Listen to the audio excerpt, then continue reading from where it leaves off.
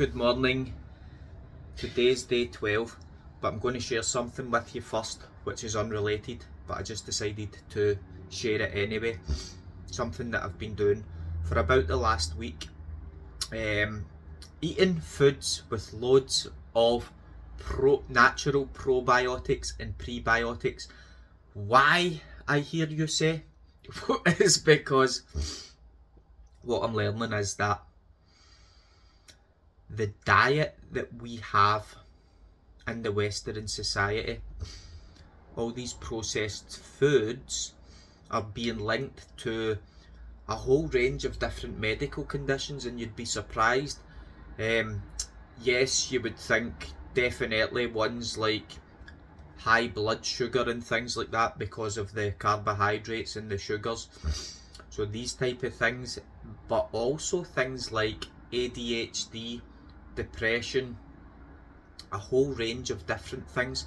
Somebody gave me a book about it, and now they say that the gut is the brain of the immune system, but the gut's also linked to the brain.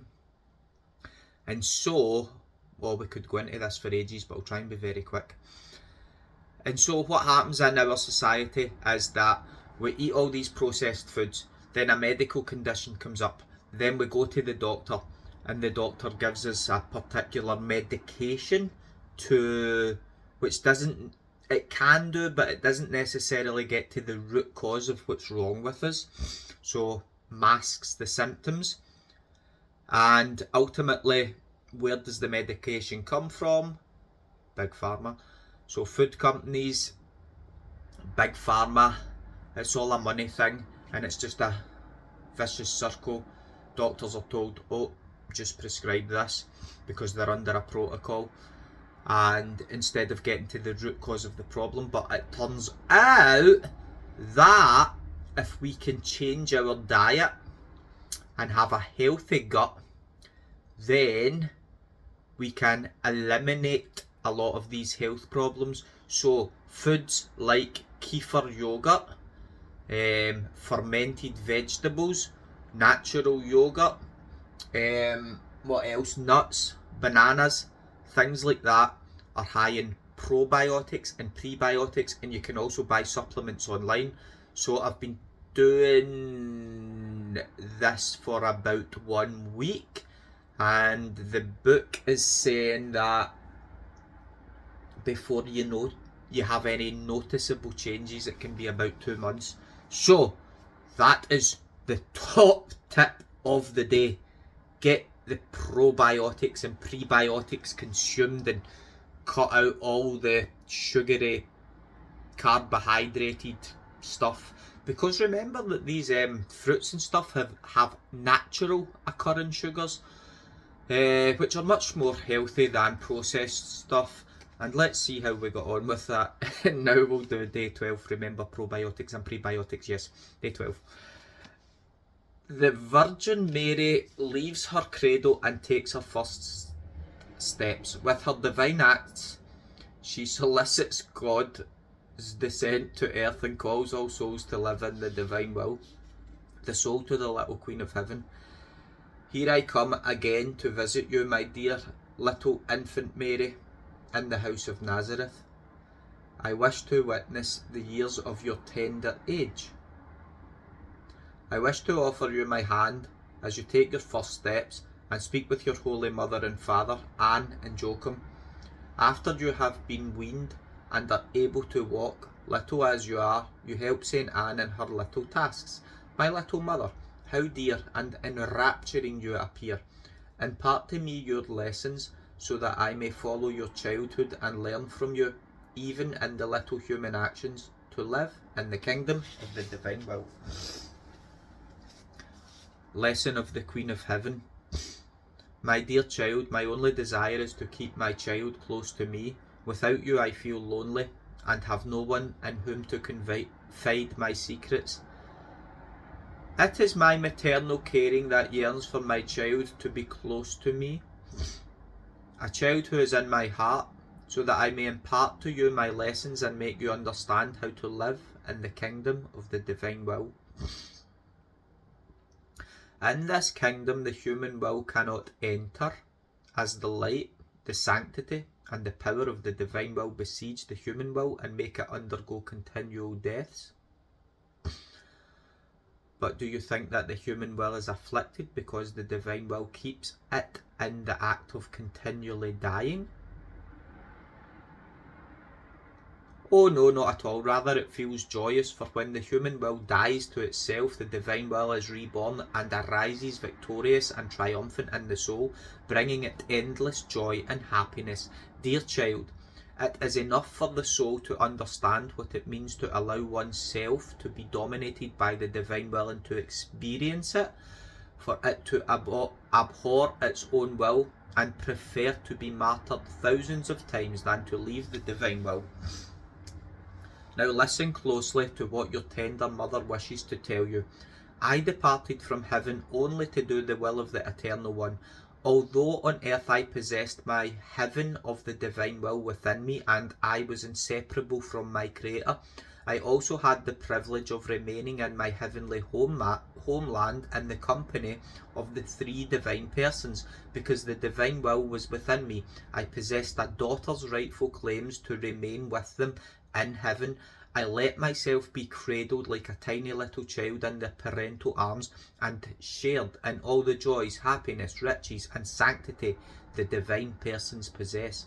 Indeed, from the divine persons I could take and be filled with as much of their divine qualities as I pleased, to the point of not being able to fully contain them.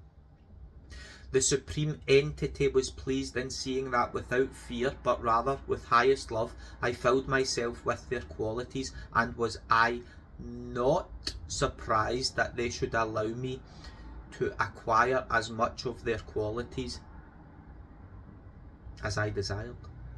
I was their daughter, one was the will which animated us, and whatever they desired I desired.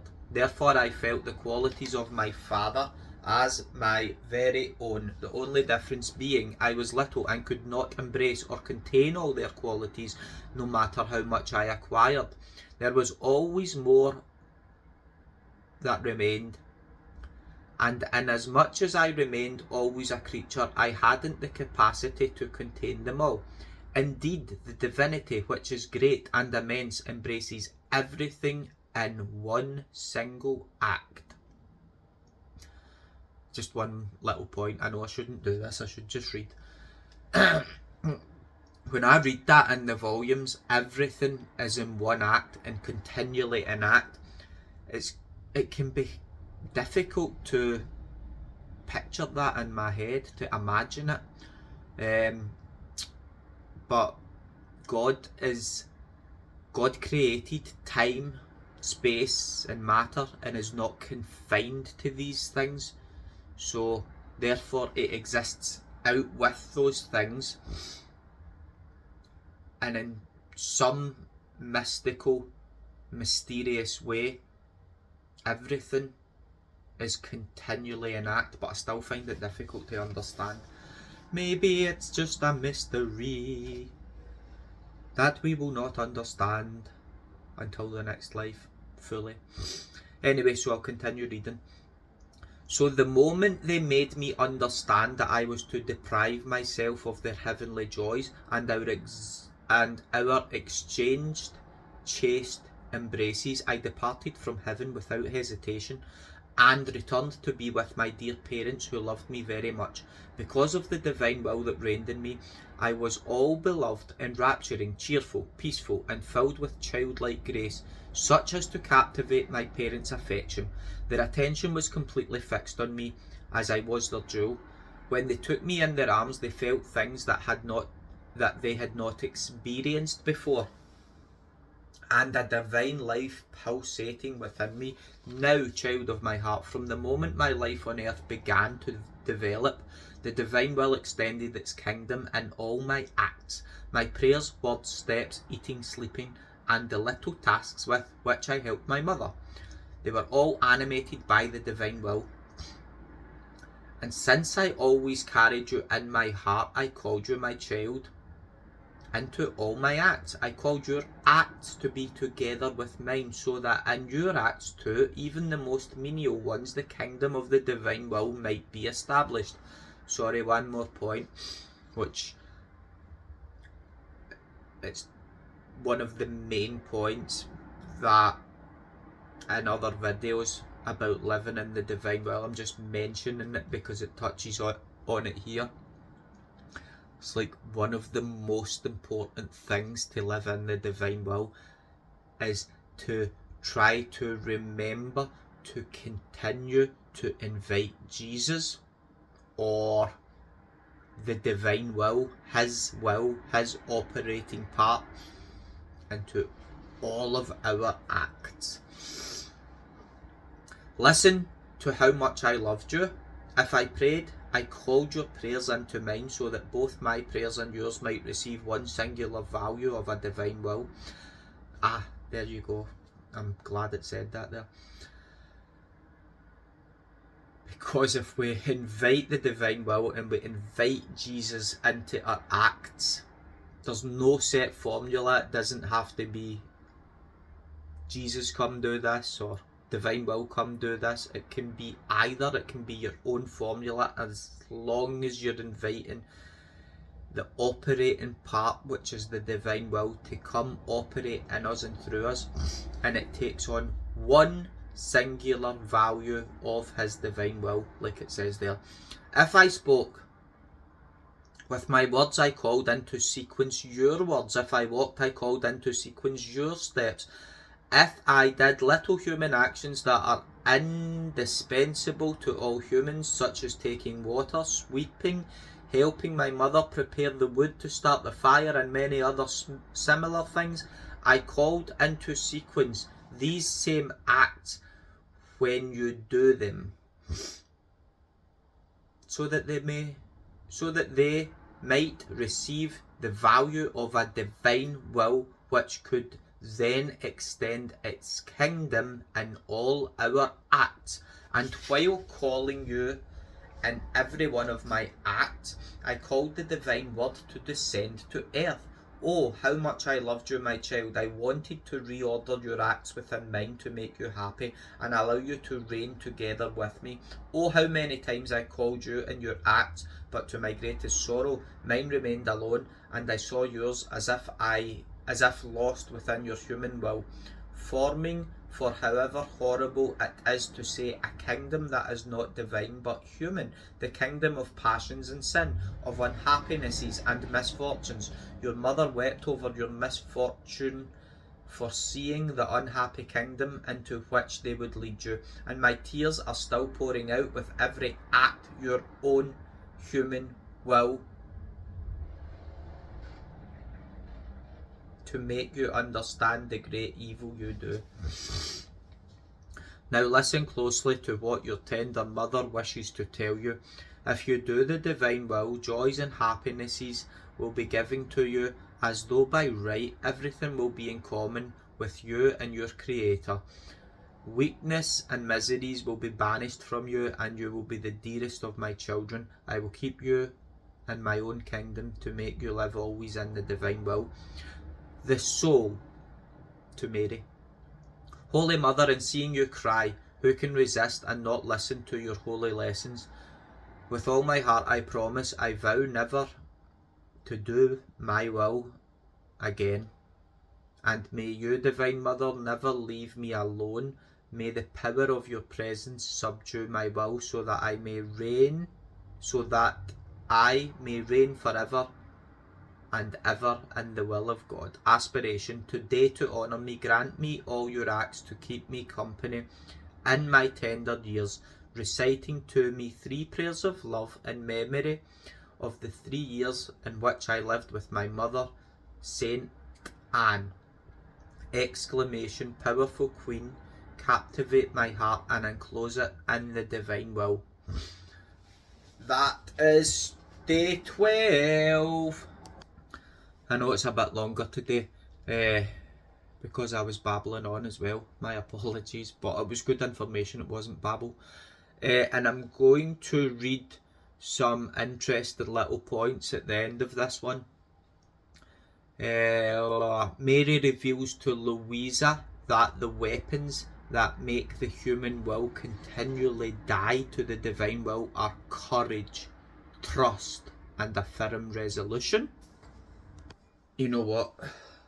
There's about another full page with that today's thingy of points it gives you where it explains things in a bit more depth. But I am not going to read them. I am going to just go and show you. You can read them yourself if you want. I don't know. There you go. So you should have been able to hopefully see that in your screen if you want to read the points. I think I spoke enough for one video. That's nearly 16 minutes. God bless you all. Have a good day and have many acts in divine will. Eat your probiotics and prebiotics in the divine will. Ask the divine will to come eat these probiotics in me and through me. God bless. Ciao.